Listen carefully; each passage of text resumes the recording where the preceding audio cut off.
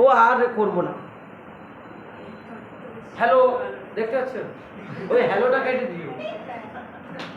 হ্যাঁ হ্যাঁ হ্যালোটা কেটে দিও, কিন্তু অসুবিধা নেই, হ্যালোটা কেটে দিও। আচ্ছা, এরপরে আসবো কি, প্রবণতা হয়ে গেছে তো, বিন্দু প্রবণতা আকার। বিন্দু প্রবণতা আকার। আমার লেখাগুলো খুব সুন্দর, হাতে লেখা, আমার কাছে এলে পড়লে বুঝতে পারবে, না পারবে ভিডিওতে দেখা যাবে। বিন্দু প্রবণতা আকার মানে এক অক্ষ, এটা একই নাম এক অক্ষ। অতিশা বুঝেছ তো, সন্দীপ সবাই নাম নিচ্ছি।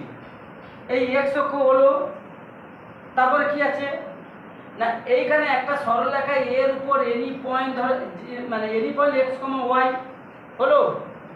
এই সরলরেখাটি একটা বিন্দু প্রবণতা, মানে x1 y1 বিন্দুগামী কিউ।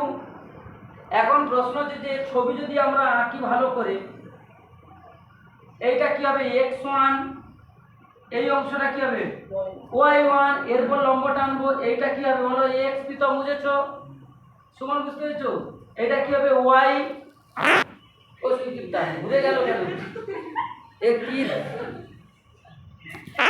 হাই, এটা আবার প্রথমে, ঠিক আছে, ও ও যেমন যেমন হচ্ছে হচ্ছে তো, এখন আলাদা পড়ে যাচ্ছে, কি করবে বলো তো বাবা। এইটা এক্স, এইটা ওয়াই, এর উপসুদীপটা এটা টানা হলো সমান্তরাল, তাহলে এইটা যদি থিটা অ্যাঙ্গেল হয় তাহলে নিশ্চয়ই এটা কি হবে থিটা। ছবি দেখে বলো, এক্স এটা কি হবে x1, তাহলে এই পুরোটা এক্স থেকে x1 বাদ দিলে কি হবে x মাইনাস x1, তাহলে এইটাও x মাইনাস x1। এটা কি হলো y, এটা কি হলো y1, মানে এটাও y1, তাহলে y থেকে y1 বাদ দাও, তাহলে এইটা হলো x মাইনাস x1। তাহলে এই যে ত্রিভুজটা পেলাম, এই ত্রিভুজ থেকে বলো m সমান tan থিটা, tan থিটা সমান কি লিখবো লম্ব বাই অতিভুজ, লম্ব বাই অতিভুজ কোণাকোণি গুণ করে নাও, m into x minus x1 সমান y মাইনাস y1, অর্থাৎ y মাইনাস y1 সমান m into x minus x1। Point to be noted, note করো, নোট করবে সবাই। এটা বুঝেছো কি বিন্দু। আরো একটা প্রসেস আছে, কি রকম প্রসেস বলে স্যার, কেন আপনি বললেন x1 y1, আমার তো এটা আরো বেশি সুবিধা। বলে কি সুবিধা, কেন m সমান tan থিটা, tan থিটা সমান কি ছিল y গুলোর বিয়োগফল y x গুলোর বিয়োগফল, ছবি ছাড়া হবে y minus y1 by x minus x1। দেখো সেই জিনিসটাই এসে করেছে, সবাই বুঝতে পেরেছো। তাহলে এখানে বিন্দু প্রবণতা আকার হলো। বলে একটা উদাহরণ নাও, বলে স্যার নিন m সমান প্রবণতা 3/4 কোন সরলরেখা 1 5 বিন্দুগামী। তাহলে সরলরেখা সমীকরণ কি, একটা ক্লাস 12 এও আছে, প্রচুর ইম্পর্টেন্ট। y মাইনাস y1 সমান প্রবণতা ইনটু x মাইনাস x1, এটা হবে একটা সরলরেখা সমীকরণ, বুঝতে পেরেছো। বলে স্যার কেন 0 0 বিন্দুগামী যার প্রবণতা 0, সেই সরলরেখা সমীকরণ কি হবে, বলে কেন y মাইনাস y1 সমান প্রবণতা ইনটু x মাইনাস x1। ঘুরে ফিরে দেখো y ইকুয়াল টু 0, বলো y ইকুয়াল টু 0 কোন অক্ষের সমীকরণ ছিল x অক্ষের সমীকরণ। x অক্ষের সমীকরণটা একে মূল বিন্দুগামী, তার প্রবণতাও কি হলো 0। সবাই বুঝতে পেরেছো। এরপর আসছে আমাদের বিন্দু প্রবণতা আকার হলো দুটি যদি বিন্দু থাকে তাহলে সরলরেখা সমীকরণ কি হবে, দুটি বিন্দু, ওটা বোঝা যাচ্ছে তো। দুটি বিন্দু থাকলে কি হবে, বলে কেন স্যার আগে শর্টকাট নিয়ম বলে দিই না ভালো করে বলবো।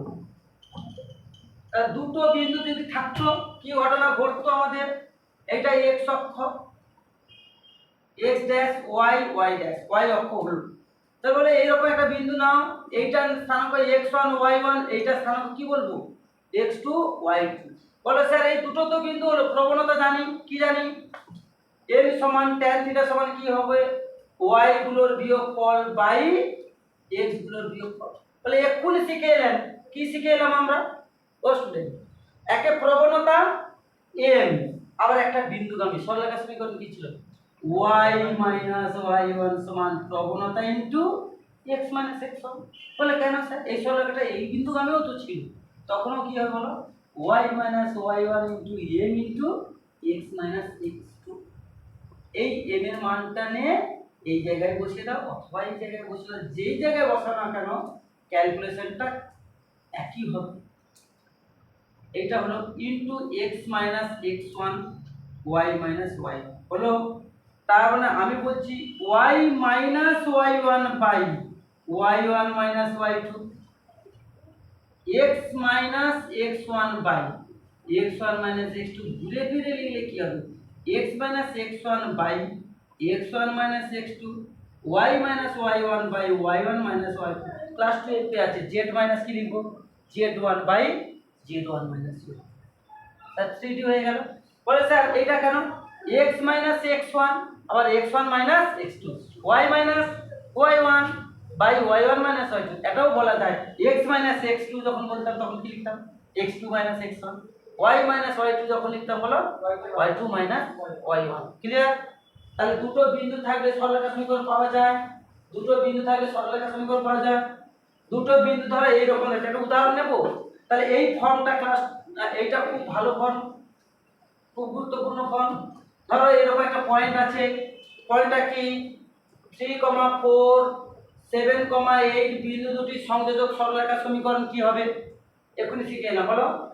x minus x1 by x1 minus x2 y minus y1 by y1 minus y2। এটা হিসাব করতে হবে।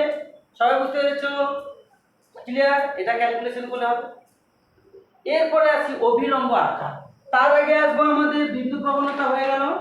এরপরে আসবো আমরা কি না অভিলম্ব ছেদিতাংশ আকার। ছেদিতাংশ আকার। ছেদিতাংশ কি বলছে ভালো করে শুনে নাও।